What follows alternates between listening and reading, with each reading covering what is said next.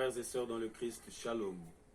Nous célébrons aujourd'hui la naissance de Jean-Baptiste. Nous connaissons très bien cette figure biblique. La Bible nous donne les informations précises sur sa personne. Il est avant tout le fils de Zacharie et d'Élisabeth. Zacharie qui était prêtre et Élisabeth qui est cousine à la Vierge Marie. La naissance de Jean-Baptiste est classée dans un cadre de miracle. Ses parents étaient stériles pendant un certain temps. Mais voilà, Dieu accorde à ces couples, à ses parents, un enfant qui sera un don de Dieu, un enfant qui vient avec une mission précise, celle de préparer la route pour le Messie, pour les sauveurs qui viennent dans le monde. Jean-Baptiste est beaucoup plus connu par son baptême, le baptême qu'il donnait au long du fleuve de Jourdain.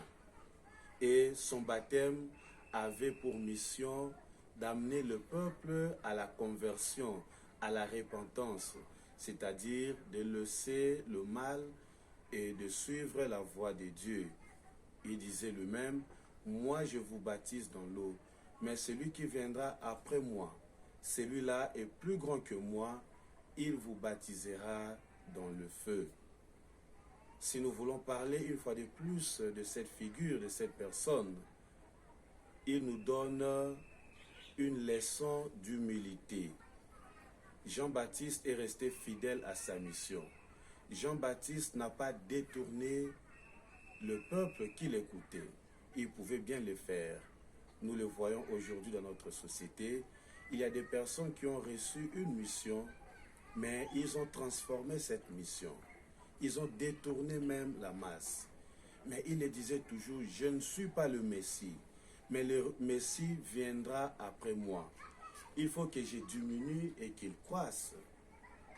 Il dit encore, comme nous venons de l'entendre dans la deuxième lecture, tirée du livre des Actes des Apôtres, je ne suis même pas digne de délier le courroie de ses sandales. Aujourd'hui, où nous célébrons cette personne, Jean-Baptiste, nous devons avoir dans notre idée que nous sommes nés pour une mission. Et dans chaque naissance, Dieu donne à la personne, au nouveau-né plutôt, une mission spéciale. Jean-Baptiste avait sa mission. Et chaque chrétien doit aussi chercher à découvrir sa mission. Nous pouvons découvrir notre mission par notre attachement, par notre relation avec le Seigneur. La relation de Jean-Baptiste avec le Seigneur l'a conduit, l'a poussé à vivre ou à mener une vie austère, c'est-à-dire en dehors de notre milieu ambiant.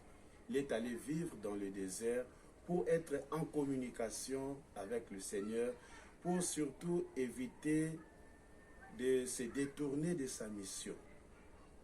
Chers frères et sœurs, quant à nous aujourd'hui, demandons aussi l'esprit qu'avait Jean-Baptiste, que nous soyons les astres d'en haut, que nous soyons réellement les messagers de Dieu qui viennent pour sauver les autres, pour montrer aux autres, à nos frères et sœurs, le chemin de la vie, le chemin du salut. Que par l'intercession de Saint Jean-Baptiste, tout le chrétien apprenne l'humilité, mais surtout que le chrétien apprenne à servir les autres et à regarder les autres comme étant supérieurs ou plus grands que nous. Avoir aussi dans notre idée, dans notre vie, l'image que les autres peuvent toujours apporter quelque chose de neuf dans notre vie. Que Dieu Tout-Puissant, dans son amour, nous bénisse et nous donne le zèle missionnaire, le courage surtout de savoir que nous avons aussi la mission d'être prophètes, d'annoncer et d'évangéliser Jésus qui doit habiter dans le cœur de tous les hommes. Au nom du Père et du Fils et du Saint-Esprit. Amen.